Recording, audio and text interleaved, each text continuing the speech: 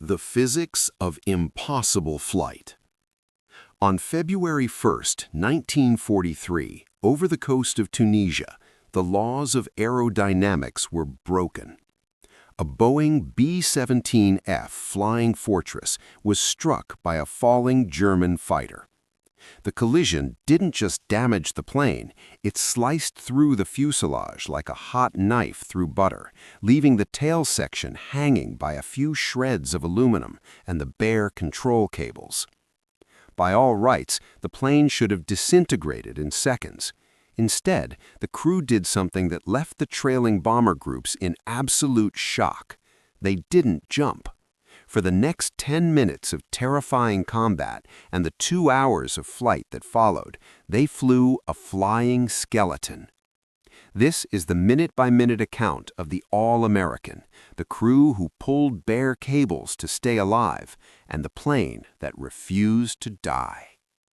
The 97th Bomb Group, pioneers of the high skies. The 97th Bomb Group was the first to fly the B-17 in Europe and North Africa. By early 1943, they were based in Biskra, Algeria. Their mission was to choke off the German supply lines to the desert fox, Erwin Rommel. The missions were brutal. High-altitude bombing was a new science, and the German Luftwaffe was at the peak of its lethality. The crew of the All-American, led by pilot Ken Bragg, Jr., were veterans of this high-altitude chess. They trusted their machine, but they were about to find out exactly where the fortress got its name. The Boeing B-17F, engineering a legend. To understand why the All-American didn't snap in half, we must look at how it was built. Boeing engineers designed the B-17 using a semi-monocoque construction.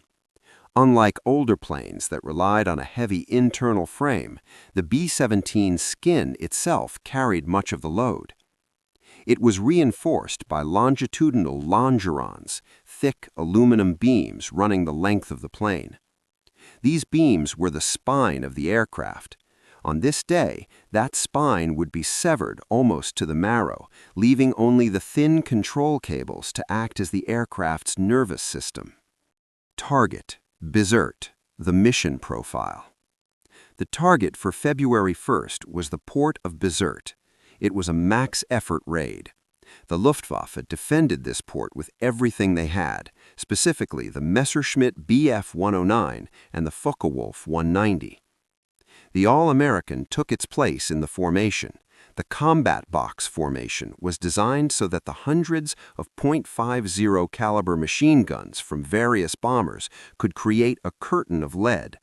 But as they turned off the target, the formation was ambushed from above.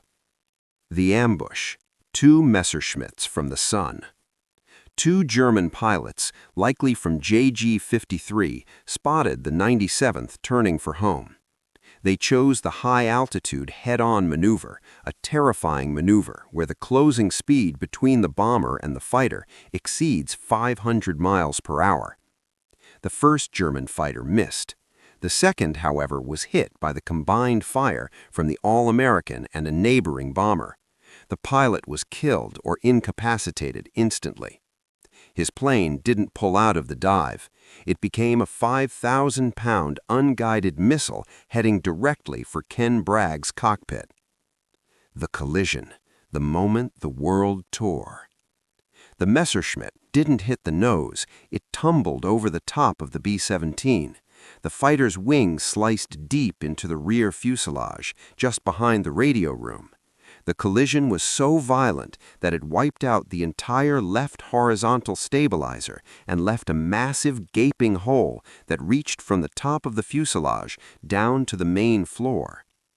The tail section was now physically separated from the rest of the plane by a gap of several feet, held on only by 2 of the main longerons and the thin steel cables that controlled the rudder and elevators. Are we still flying? The immediate aftermath. In the cockpit, Ken Bragg felt a massive shudder. He looked at his co-pilot, G.U. Godsey. The controls felt mushy, as if they were connected to nothing at all. Bragg radioed the crew. One by one, they checked in.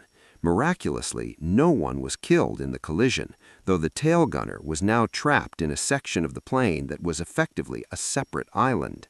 The bare cables, a human hydraulic system. The flight controls of a B-17 were mechanical, not hydraulic. They were a system of pulleys and steel cables. Because the fuselage was torn open, the protective conduits for these cables were gone. The cables were now exposed to the freezing slipstream, snapping and whipping against the jagged metal. The radio operator and the waist gunners realized that if the cables jammed or snapped, the plane would dive into the Mediterranean. They reached into the gap, physically holding and guiding the bare cables with their hands to keep them from snagging on the torn fuselage. The tail gunner's island. Sam Sarpolus, the tail gunner, was in the most precarious position in aviation history. He was sitting in a tail that was literally flapping in the breeze. He could look through the hole in the floor and see the ocean 20,000 feet below. He stayed at his guns. He knew that if he moved toward the front of the plane, his weight might be the final straw that snapped the tail off. He remained in his turret, scanning the skies for German fighters who were already circling back to finish off the wounded duck. 10 minutes of pure combat. The Luftwaffe saw the damage. They assumed the B-17 was a guaranteed kill. For 10 grueling minutes, fighters swarmed the All-American. Bragg couldn't maneuver. He couldn't jink to avoid fire because any sudden movement would snap the tail. He had to fly perfectly level while his gunners fought for their lives. The crew, realizing they were in a flying coffin, fought with a ferocity that stunned the German pilots. 2 Bf-109s were shot down during this 10-minute stand. The All-American was refusing to die. The Navigator's calculation. Can we reach land? Navigator Harry Noosley had a grim task. He had to figure out if the plane's increased drag from the massive hole would allow them to reach the coast before the fuel ran out. The B-17 was now acting like a giant windsock. The drag was immense. Bragg had to increase power to the engines, but the vibration from the high RPMs was causing the tail to oscillate even more violently. It was a deadly balancing act. Enough speed to stay airborne, but not so much that they shook themselves apart. The formation stays, the little friends. In a display of incredible brotherhood, the rest of the 97th Bomb Group didn't leave the All-American behind. They slowed their airspeed to match Bragg's crippled pace. They formed a protective cradle around the broken plane, using their remaining ammunition to keep the Luftwaffe at bay. The pilots of the other bombers watched in awe, expecting the All-American to break at any second.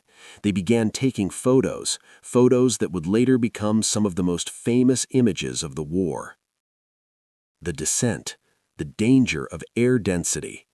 As they cleared the combat zone, Bragg began a slow descent. This was dangerous. Thicker air at lower altitudes meant more pressure on the damaged tail. Every foot they dropped was a gamble. Bragg had to feel the air, adjusting the trim tabs with microscopic precision. In the back, the crew continued to walk the cables, their fingers numb from the 30-degree cold and the friction of the steel wires. The stupid fix, using parachutes as anchors. At one point, the tail began to twist so violently that it seemed the left longeron would snap. One of the crew members had a stupidly brilliant idea. If they opened a parachute inside the fuselage, would the drag help stabilize the tail? They opted against it, fearing the sudden jerk would rip the plane in two. Instead, they used the parachute shrouds to tie parts of the interior together, trying to create a makeshift splint for the plane's broken back. The coast of Algeria, hope on the horizon. After nearly 2 hours of flying on prayer and pliers, the crew saw the coast. But the danger wasn't over. They had to land. A B-17 landing is a violent affair. It involves a three-point contact that puts massive stress on the rear tail wheel. If Bragg used the tail wheel, the tail would certainly snap off, potentially flipping the plane and killing everyone. The landing plan: main gear only. Bragg decided on a two-point landing. He would touch down on the main wheels and keep the tail in the air for as long as possible using elevator authority. But his elevators were barely functional. He told the crew to prepare for a crash. He told the tail gunner to stay in the back. If he moved forward now, the shift in center of gravity would cause the tail to drop prematurely. The touchdown at Biskra. The All-American hit the dirt runway at Biskra. Bragg kept the nose down and the tail up. He used the entire length of the runway, slowing down purely through braking. Finally, as the speed dropped below 20 miles per hour, the tail simply couldn't stay up anymore. It settled onto the tail wheel with a sickening crunch. The plane groaned, the metal twisted, but it held. The silence after the roar. As the engines stopped, a crowd of hundreds of mechanics and pilots rushed to the plane. They stood in stunned silence. From the side, you could see straight through the airplane. The tail was held on by less than 5% of the original structure. One mechanic famously remarked that he didn't understand how the tail hadn't fallen off while the plane was parked, let alone while flying at 200 miles per hour. The ghost of the 97th. The photos taken of the All-American that day were sent back to Boeing. The engineers there couldn't explain it. By all mathematical models of the time, the aircraft had zero structural integrity remaining in the aft section. The All-American became a ghost story, a legend used to inspire other crews that their plane could survive anything. The crew's aftermath. No medals, just luck. Surprisingly, the crew didn't receive high-level medals for this specific flight. In 1943, bringing the plane home was simply considered the job. But for Ken Bragg and his crew, the medal was the fact that they were alive to fly another day. They were assigned a new B-17, but they always spoke of the All-American as if it were a living being that had made a conscious choice to save them. The secret of the 10-inch Longerons. Post-flight inspection revealed that two 10-inch sections of the main Longerons had remained uncracked. These two small pieces of aluminum carried the weight of the entire tail section and the aerodynamic forces of the stabilizers. It was a one-in-a-million structural fluke that changed how Boeing tested stress fracture limits. The fate of the All-American. Many people ask if the All-American was repaired and flown again. The answer is no. The damage was so extensive that the alignment of the plane was permanently warped. However, she wasn't scrapped immediately. She was used as a parts donor for other B-17s, her organs helping other fortresses stay in the sky. The German pilot's story. Records suggest the pilot of the Bf-109 was Erich Potzia of JG-53. He was a 16 victory ace. His death in the collision showed that even the most skilled pilots were at the mercy of the chaotic physics of the head-on attack. The legend in the press. The story of the All-American was used as a massive propaganda tool in the United States. It was used to sell war bonds and to show mothers and wives that their boys were in the safest plane ever built. It cemented the B-17 as the queen of the skies. Pulling the cables, the physical toll. The crew members who held the control cables suffered from permanent nerve damage in their hands due to the combination of extreme cold and the high-frequency vibration of the steel wires. It was a silent sacrifice that went largely unrecorded in the official mission logs. the B-17 versus the B-24 Liberator. This event reignited the debate between the B-17 and the B-24. While the B-24 was faster and carried more bombs, it was known to fold under structural damage. The All-American proved that for the air crews, survivability was more important than efficiency. The psychological impact on the 97th. For the rest of the war, the 97th Bomb Group had one of the highest morale ratings in the Air Force. They believed their planes were indestructible. This confidence allowed them to fly tighter formations and press home attacks that other groups might have abandoned. The science of oscillation. Aerospace engineers later studied the wagging of the tail. They discovered that the frequency of the oscillation happened to match the counter-vibration of the engines, which actually prevented the metal from fatiguing as quickly. It was a harmonic miracle. Sam Sarpolus, the tail gunner. Sam Sarpolus later said that the most terrifying part wasn't the collision, but the walk back to the front of the plane after landing. He had to cross a narrow beam over a 20-foot drop into the jagged metal of the fuselage. The B-17F, F for Fortitude. The F model of the B-17 was considered by many pilots to be the best handling version. The All-American proved that it could handle things no designer had ever intended. The legacy of the 97th in the Cold War. The 97th went on to become a key part of the Strategic Air Command, SAC. The spirit of All-American was carried into the jet age, influencing the design requirements for the B-52 Stratofortress. The Flying Skeleton Photos.